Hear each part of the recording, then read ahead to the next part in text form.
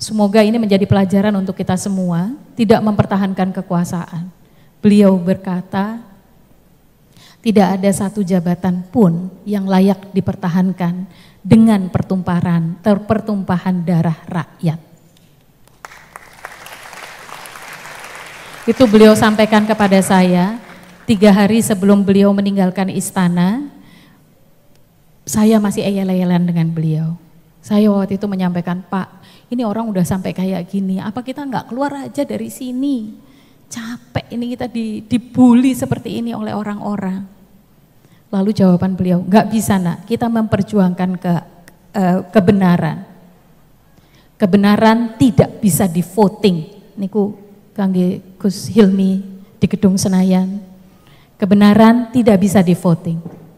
Bisa kalah voting, tapi kebenaran nanti tetap akan tegak.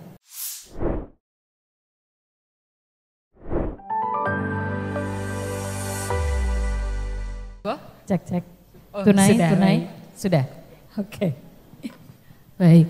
Ini kayaknya judulnya agak beda. Katanya sambutan keluarga kok jadi tausiah. Iya. Tausiah, iya. Saya sudah semangat mendengarkan tausiah dari Mbah Ubed dan juga Habib Hussein. Assalamualaikum warahmatullahi wabarakatuh. Alhamdulillahirabbil alamin. Shalatu wassalamu ala asrofil anbiya'i wal mursalin sayyidina Muhammadin wa ala alihi washabbihi ajmain, amma ba'd. Yang saya muliakan, alhamdulillah kita kerawuhan beliau. Sudah lama sekali saya itu berharap-harap bisa derek pengajiannya beliau, kok ya malah rawuh ke acara Haul Gusdur ke-15 Kiai Ubaidillah Sodakoh. Alhamdulillah kita bisa menyambut beliau di sini. Saya itu follower X-nya beliau. Terpesona dengan beliau waktu pandemi. Karena PWNU Jawa Tengah itu yang paling responsif mengelola jamaah Nahdlatul Ulama, mengeluarkan data-data yang wafat, lalu ada program-program selama COVID. Saya senang sekali. Dan setelah itu beberapa kali berkesempatan derek beliau waktu halakoh-halakoh atau pertemuan-pertemuan majma' buhus, semakin tersepona. Karena beliau ini mengingatkan saya kepada Al-Maghfurlah Gus Dur. Ketika para yai itu menggunakan ilmunya betul-betul untuk kemaslahatan umat. Ya insya Allah nanti malam hari ini kita akan mendapatkan siraman dari beliau. Yang saya hormati juga, ini saya sebut lebih dulu karena dari Gedung Keramat, Bapak Fahmi Akbar Idris, Kiai Haji. Pak Fahmi Akbar Idris ini salah satu ketua pengurus besar Nahdlatul Ulama, dan kami bersama-sama sedang bertanggung jawab untuk gerakan keluarga maslahat Nahdlatul Ulama. Mohon doanya. Habib Hussein Ja'far ini kawan seperjuangan ya Habib kita. Saya kasih rahasia, kami punya grup WhatsApp khusus. Nggak ada loginan di situ. Yang kita bicarakan bagaimana menghadapi kalau dibully. Gitu. Jadi alhamdulillah Beb Hussein terima kasih sudah rawuh juga, dan hari ini nanti kita akan mendengarkan dari beliau. Jamaah sekalian, moga-moga malam hari ini dengan hadirnya Mbah Ubed dan Beb Hussein, jamaah sekalian yang sampai sekarang masih ribut soal nasab-nasaban akan bisa melihat bahwa kalau sudah bicara tentang Al-Maghfurlah Gus Dur, Al-Maghfurlah Gus Dur itu mengajarkan derajat kita itu ditentukan bukan oleh nasab, bukan oleh kelompok, bahkan bukan oleh ilmu. Tapi apakah kita bisa menjadi sebaik-baiknya manusia? Itu yang kita mendapatkan teladan langsung dari Al-Maghfurlah Gus Dur, dan moga-moga malam hari ini hati kita yang kemarin penuh dengan prasangka satu sama lain, moga-moga dengan hadirnya Kiai dan Habib ini bisa sedikit mengobati dan kita tidak lagi mengukur hanya berdasarkan kulit luar saja. Lalu tentu saja pimpinan pemimpin Nahdlatul Ulama wilayah Daerah Istimewa Yogyakarta, Kiai Zuhdi Mudhor, terima kasih rawuhnya, kemarin di pembukaan sudah rawuh, sekarang rawuh, alhamdulillah senang sekali. Ada Kiai Hasan, matur nuwun Yai, duduknya di belakang sekarang, dan tentu saja ada pembawa aspirasi kita di tingkat nasional, Gus Hilmi Muhammad. Mari kita doakan agar beliau diberi kekuatan membawa kemaslahatan perjuangan, kemaslahatan umat dan kemaslahatan terutama masyarakat Daerah Istimewa Yogyakarta di Gedung Senayan sana. Dan juga tamu-tamu yang lain yang tidak dapat saya sebutkan satu persatu, sinten nggih yang belum wonten kata, poro yai, poro nyai, poro teman-teman senior Gus Durian, dan tentu saja yang paling istimewa adalah Sohibul Bait, bahkan setengah Sohibul Hajat sebetulnya, yaitu para pengawal dan penjaga UIN Sunan Kalijaga Yogyakarta. Matur nuwun, ada Pak Sahiron di sini, Pak Rofiq, kemudian ada Bu Fatma, banyak sekali yang rawuh. Alhamdulillah, saya kemarin menyampaikan bahwa UIN Sunan Kalijaga itu kelindannya sangat erat dengan jaringan Gus Durian, karena pendiri jaringan Gus Durian itu banyak sekali dari UIN Sunan Kalijaga. Makanya hampir setiap tahun juga kita punya kegiatan di UIN Sunan Kalijaga, tidak boleh lepas. Dan yang paling penting, Gus Durian 0.0, ya, kalau sekarang kan apa 3.0, 2.0 gitu-gitu ya. Nah kalau Gus Durian 0.0 itu adalah alumni IAIN Sunan Kalijaga. Ibu Sinta Nuria Abdurrahman Wahid yang malam hari ini menyampaikan salam kepada Yai Ubed, kepada Beb Husen dan juga kepada poro yai, poro nyai di sini dan mbak-mbak mas-mas kalian. Mbak-mbak mas-mas saja ya, biar saya, Mas Jai, saya itu kenapa diperkenalkan sebagai yang paling tua? Saya tuh seneng ya kalau dianggap yang paling muda. Kok suka orang-orang suka minta maaf toh yo gitu. Bu Fatma itu nanti orang tuh suka gini, Mbak Lisa ngapunten nggih Mbak, saya kira Mbak Lisa itu yang paling muda. Loh kok ngapuntennya sama saya? Harusnya saya berterima kasih kan dibilang paling muda nggih, gitu. Karena kelihatan lebih muda. Ini malah dibocorkan. Sudah senang-senang dikira mbak-mbak saya gitu.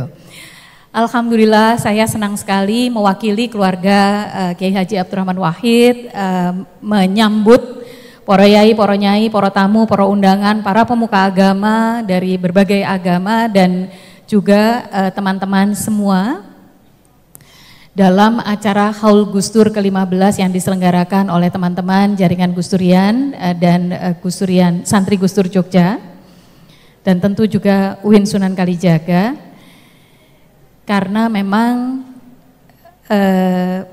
bagi kami tahun ini tahun yang sangat istimewa.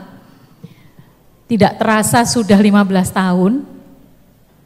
Saya masih ingat itu sampai 100 hari Mbak Cici ini masih nangis terus waktu itu, masih setahun mungkin ya.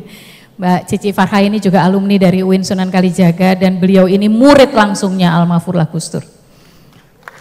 Dan sekarang membangun peradaban di Ledo Ombo, di Kecamatan Ledo Ombo di Jember sana. Begitulah kalau murid-murid Gus Dur, diletakkan dimanapun dia akan menggerakkan perubahan. Nah, para hadirin sekalian, kira-kira sebulan yang lalu saya ke Papua bersama adik saya Anita Wahid, lalu kemudian Pak Lukman Hakim Saifuddin, mantan Menteri Agama. kami ingin memahami situasi di Papua dengan lebih dalam. Jadi kami mengatur agar bisa bertemu dengan tokoh-tokoh Papua dari berbagai latar belakang. Dari tokoh masyarakat sipil, dari tokoh pemerintahan, dari Majelis Rakyat Papua, dari tokoh gereja, karena di Papua itu tentu saja mayoritasnya adalah umat Kristen. Ketika kami sampai sana, para tokoh ini dalam berbagai jadi kami ketemunya sendiri-sendiri begitu ya. Dalam berbagai sesi itu semua yang tidak hanya pejabat pemerintah, tapi semua yang lain itu menyampaikan begini. Sebetulnya ketika kami menerima undangan ini, kami sebetulnya berpikir buat apa lagi? Sudah terlalu banyak orang dari Pulau Jawa datang ke sini mengajak diskusi. Katanya ingin membantu perjuangan rakyat Papua yang tanahnya paling kaya se-Indonesia, tapi rakyatnya paling tidak sejahtera. Tingkat pendidikannya paling rendah, tingkat kesehatannya paling rendah, tingkat kesejahteraannya paling rendah. Padahal tanahnya paling kaya. Provinsi Papua dan Provinsi Papua Barat penyumbang penghasilan Indonesia nomor 5 dan nomor 6. Tapi tingkat pendidikan warganya yang paling rendah, nomor 34. Tingkat kesehatannya nomor 34. Jadi saudara-saudara kita di Papua itu mulai merasa putus asa, mulai merasa kami ini terpinggirkan, kami ini dilemahkan. Jadi ketika kami menerima undangan ini, kami sebetulnya buat apa lagi, males. Tapi karena kami tahu yang hadir ini putrinya Gus Dur, makanya kami mau datang. Bukan saya, bukan Alisa yang dicari, putrinya, siapapun putrinya itu, tapi Gus Durnya yang bagi mereka membuat perbedaan. Bagi saudara-saudara di Papua, Gus Durlah tokoh yang paling berbela rasa, yang mengembalikan jati diri, nama Papua, akar tradisi Papua, itu Gus Dur. Karena itu bagi mereka Gus Dur adalah leluhur. Warga Papua adalah kelompok warga bangsa dan kelompok warga dunia yang betul-betul menjadi saksi bagaimana bagi Gus Dur semua manusia itu bisa berbeda tapi tetap setara. Kita dengan saudara-saudara kita di Papua berbeda warna kulit, berbeda agama mungkin, berbeda latar belakang, berbeda keadaan, tapi kita setara, sama-sama warga bangsa Indonesia dan sama-sama manusia. Merekalah yang menjadi saksi bahwa beda dan setara itu adalah sebuah prinsip luhur. Kami bersyukur selama 15 tahun ini kami tetap mampu menghadirkan beliau Almarhumlah Gus Dur dalam keseharian kita.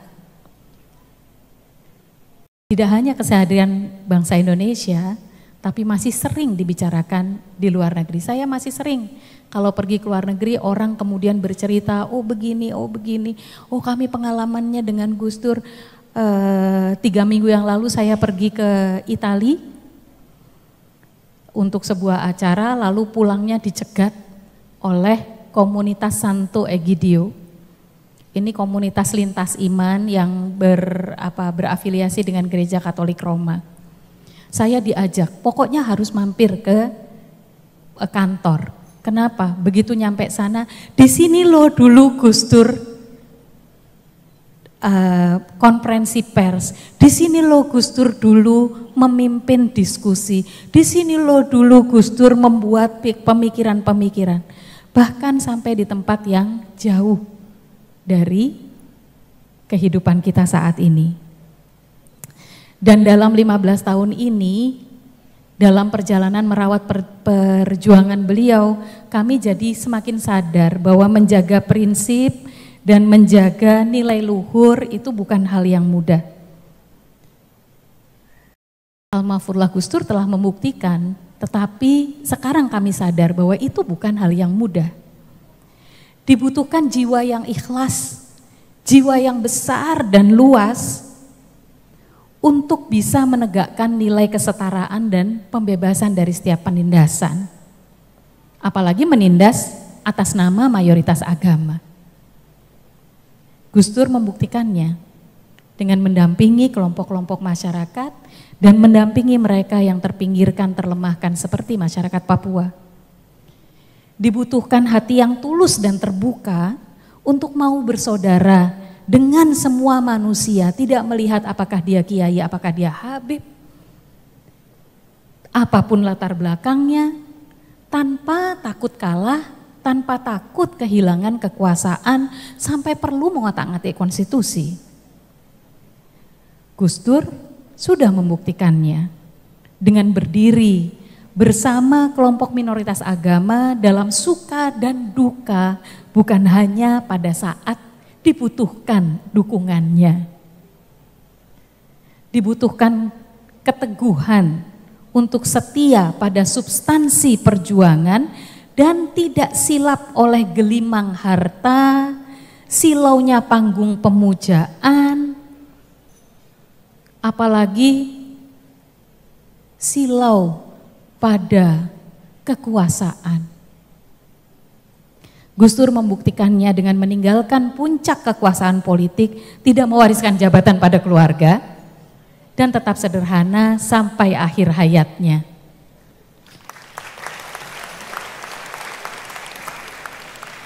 Saya kemarin baru berkomentar, kemarin saya lupa ngobrol dengan siapa, tapi saya berkomentar begini, langgih to yai, kok warisan niku lho kok perjuangan. Mbok warisan niku tanah kan gampang dibagi. Atau jabatan. Jabatan sebetulnya nggak bisa diwariskan kecuali di pondok pesantren. Mbok warisan tuh yang seperti itulah. Nah ini warisan ya perjuangan. Yang tentu membutuhkan kami putra-putrinya itu juga mau untuk bekerja lebih keras. Karena kami ini bukan siapa-siapa, Alisa hanya seorang anak. Yang gak bisa diganti itu Gus Durnya. Anaknya bisa ganti-ganti, bisa Alisa, bisa Inayah, bisa Yeni. Tapi Gus Durnya itu yang menentukan. Tapi beliau, semoga ini menjadi pelajaran untuk kita semua, tidak mempertahankan kekuasaan. Beliau berkata, tidak ada satu jabatan pun yang layak dipertahankan dengan pertumpahan darah rakyat. Itu beliau sampaikan kepada saya 3 hari sebelum beliau meninggalkan istana. Saya masih eyel-eyelan dengan beliau. Saya waktu itu menyampaikan, Pak, ini orang udah sampai kayak gini, apa kita nggak keluar aja dari sini? Capek ini kita dibully seperti ini oleh orang-orang. Lalu jawaban beliau, nggak bisa nak, kita memperjuangkan kebenaran. Kebenaran tidak bisa di voting. Niku kangge Gus Hilmi di Gedung Senayan. Kebenaran tidak bisa di voting. Bisa kalah voting, tapi kebenaran nanti tetap akan tegak. Itu 3 hari, 1 minggu sebelum beliau memutuskan untuk akhirnya keluar dari istana. 2 hari sebelum keluar dari istana, beliau memanggil saya. Lis, iki kabeh barang-barang kuku tono, dicepakno. lusa Bapak keluar dari sini. Terus saya menyampaikan, loh lah kemarin Bapak ngendikan karena kita memperjuangkan kebenaran ya kita harus siap. Harus siap menghadapi apapun yang terjadi. Tapi rupanya sehari sebelumnya Kiai Nur Muhammad Iskandar dan beberapa kiai yang lain menyampaikan bahwa sudah ada puluhan ribu santri yang bergerak menuju Jakarta siap membela Gus Dur, melawan musuh-musuh politiknya. Di saat itulah beliau memutuskan untuk meninggalkan istana. Bukan karena salah, bukan karena takut, tapi karena tahu kalau beliau memutuskan untuk bertahan, yang akan dikorbankan adalah anak-anak muda yang sebagiannya ada di sini. Angkatannya Mbak Cici, ya Mbak. Anak-anak muda yang dulu nekat pasukan berani mati membela Gus Dur. Kearifan seorang pemimpin adalah memahami bahwa kepentingannya adalah terutama untuk umatnya, bukan untuk dirinya, apalagi untuk keluarganya.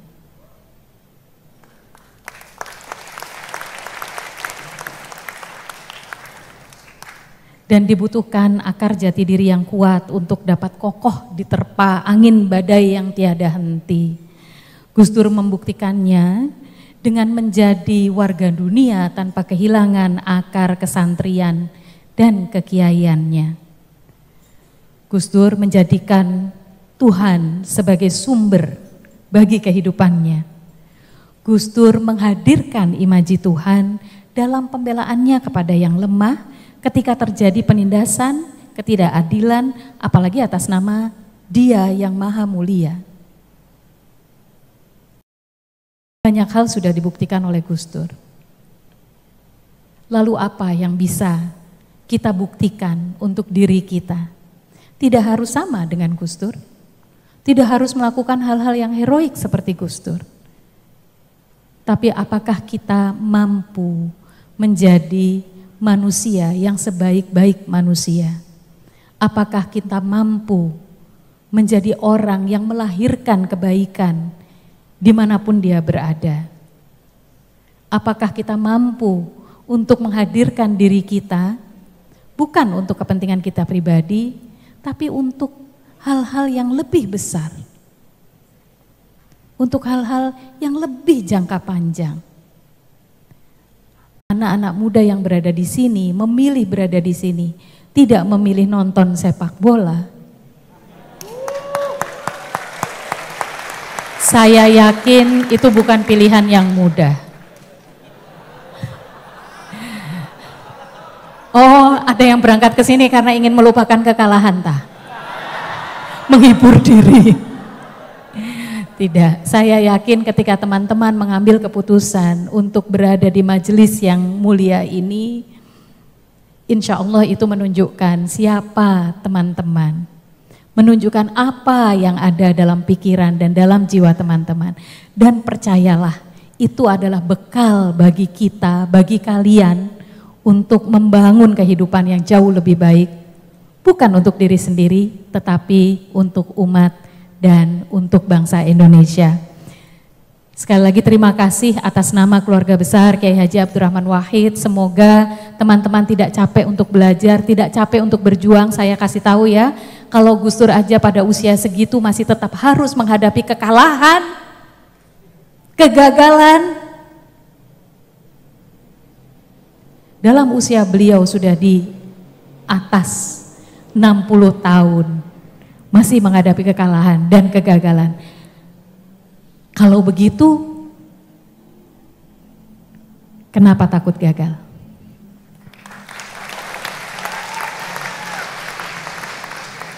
Jangan pernah menyerah, terus berjuang. Semoga kita bisa mengambil inspirasi dari Almarhum Gus Dur, dan semoga inspirasi itu membantu kita untuk mewujudkan kehidupan yang lebih baik untuk umat dan untuk bangsa Indonesia.